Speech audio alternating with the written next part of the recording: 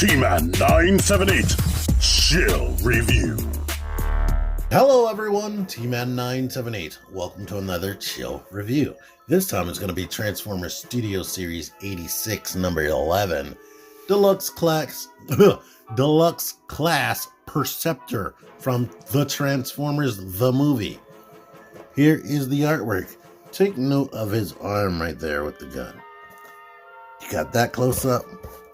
You got all this junk. And here is the backdrop from where you pretty much first see him after he transforms from a microscope to look into space. And Ultra Magnus and the other guys show up. So there you are with that. One day, I took Friday. I didn't upload on Friday. I apologize to the people that actually look forward to me putting up a video every day, which I see aren't a lot compared to how many people are subscribed to me. But one day I'm gonna be disciplined to just sit here, like today is Saturday, sit here and review a bunch of toys back to back, because some of them are easy. One day, but here we are. Let's get back into this. That's just me on a tangent, and I'm not editing any of this stuff out. Whatever I mess up on is just gonna be in this video. Anywho, here's what he looks like. I like him. It feels good. He's kind of big for a deluxe. He's definitely bigger than freaking Braun right here.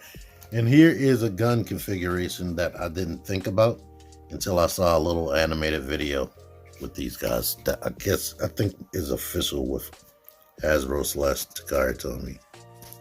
But yeah, I like it. Looks like Perceptor. I mean, all of this, they did make this skinnier than normal, but it's not as skinny as it was on a cartoon. They condensed everything so it will look more streamlined. And here's the back of him. And he looks good and all that. And I'm going to show the articulation, which is good. But here are the bad things, so I won't have to talk about them anymore. This hollowness. They invented that little design on a box art because it's super duper hollow. This piece right here is so thick that there's no excuse for them not to put a fist on a mushroom peg in there so I can have wrist rotation. This doesn't lock as good as it should. On this leg is better, definitely better, but on this one it doesn't lock as much as it should, and I think that's a common thing because I've seen that in other people's videos. And let's see what else for me to say is bad.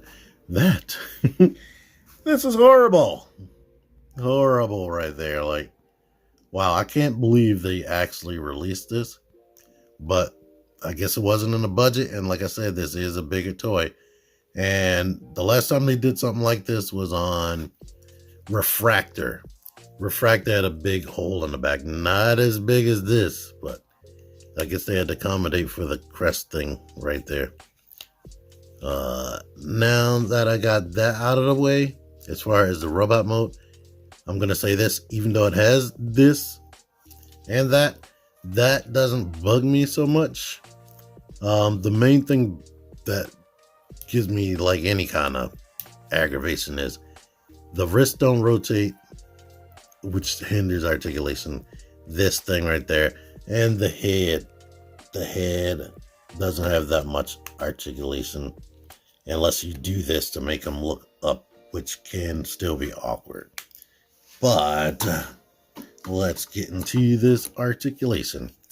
You can move this up to get it out the way so he can look left. So they thought about that. Thank goodness. The arm does this. The arm does this. And the arm is on a ball joint. On the War for Cybertron trilogy, they tried to get away as far as they could from ball joints until they started releasing the Beast Wars figures. Elbow bends 90 degrees, and they tried to sculpt that in to be a real elbow. Like I said, the fist doesn't do anything besides that. You get the waist, and they painted this part to make it look like the cartoon, because all of this is supposed to be separate and come out right there. You get above 90 on the hip, thank goodness. You get above 90 backwards. You do this. I wish every figure just had a a crotch like this, so you can kick up more than 90. You do get thigh rotation on top of this weird joint right there. And you bend more than 90, and they sculpted that just like the knee to look like that. The toe doesn't go forward. I mean, when you bend more than 90, it's good for the foot to go forward and back, but they don't. But they did at least give it ankle pivot, like infinite ankle pivot. And unlike some of the other figures, they didn't sculpt it in such a way where it would look good and not like his foot is detached from his leg. With the way it's designed and the way it transforms, I'm shocked about that, because you do not, there's no transformation reason why this bends like this. They could have had it hinge out with that piece, but now that I'm sitting there think about it, he has a big hole right there. So maybe it was the budget and they couldn't afford to put plastic right there, but they could afford to put that plastic. Anyhow, let me pause for a second while I get some comparisons together. Here he is with Blaster. He and Blaster had like a major scene together that I'm pretty sure everybody thinks about. And here are some other random people. Ultra Magnus has the upgrade kit. I have a video on that. I'm saying that because he's so much taller than Grimlock right here. Alright, now if you've been watching all the third-party Perceptor videos, this transformation is so easy. It's super duper refreshing. Oh yeah, he does come with this gun right there. That's what that looks like.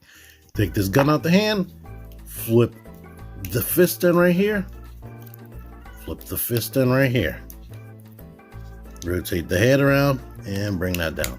And I should mention that this can twist that way too if you wanted that to work. But now we need to lift the arms up, bring them down off of that joint, bring it down off of this joint, and just have them chilling like this for a second.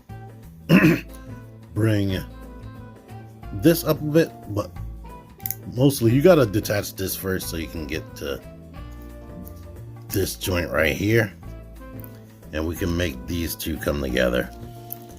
Pull this down. It's all one piece. It's very stiff and makes you feel like you're gonna break it, but bring that here, and this does click right there, and you can have that right here. And now we can go ahead and lift this up.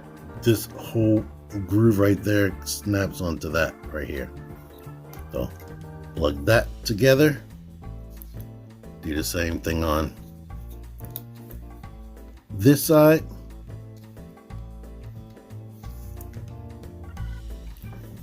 And now we can bring the feet down. And I'm going to leave the hips like this. I can't remember which, no. Kick the leg out like that. Then do this. Then put it like that. Take the leg up like this. Bring this up. Bring that like that. And this was not a problem for me until today. It's weird where it feels like it doesn't want to clip onto that piece. But here he is. He is a microscope.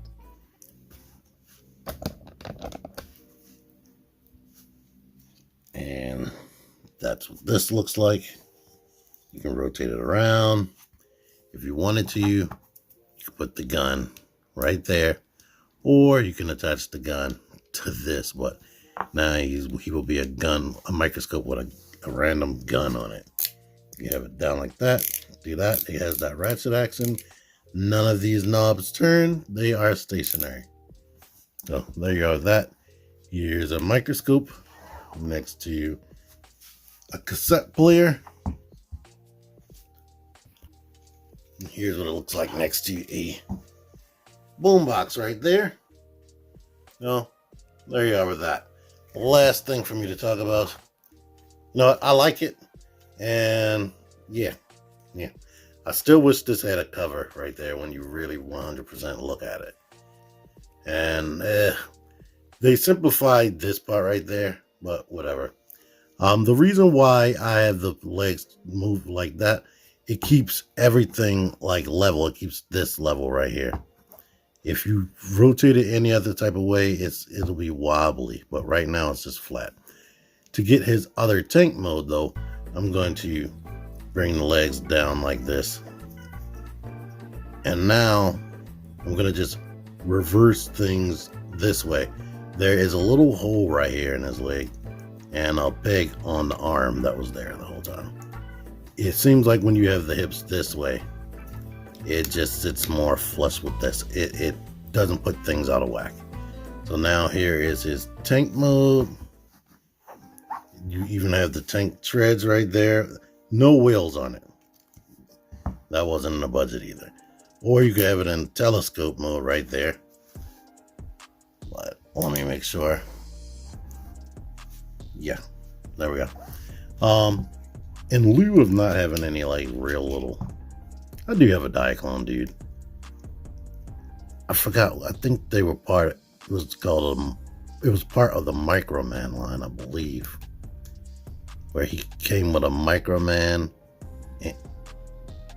originally. But you could take this dude and sit him here and have him manning this telescope or tank cannon or whatever. So you still have interaction with minicons. I believe that's what they call the cassette dudes now. But I'm gonna put the hands right there so I could even be holding it. Yeah. There you go, right there. So, anyway, I love the transformation. Transformation is awesome. And I love the transformation even to this. It's so little steps to go from the microscope to the tank. And so little steps to go from the microscope back to the robot. It's like super duper simple. And I appreciate it. I don't like overly complex for no reason transformations. But I do dislike the corners they cut, but actually just messing around with them. I don't pay attention to that hollowness, like I said, and I don't even pay attention to that, even though that's bad. And I have to admit that it's bad. But while I'm messing with him, he feels substantial. Like I said, he's bigger than a lot of other deluxes. He's even bigger than that Hot Rod, who's supposed to be a Voyager. But yeah, it's cool. I like him. I hope you can find him.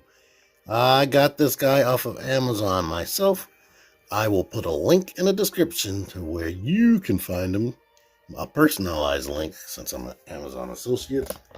Hopefully you can find them in stock.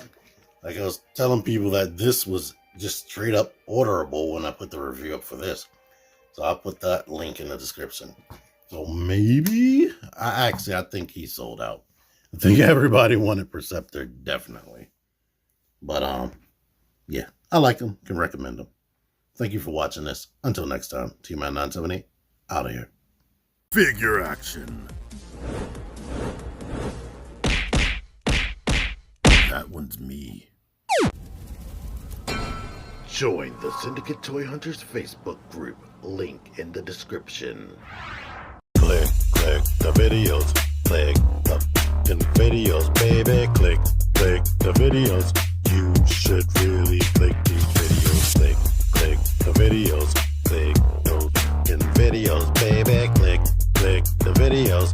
You really should click those videos. Click that shit.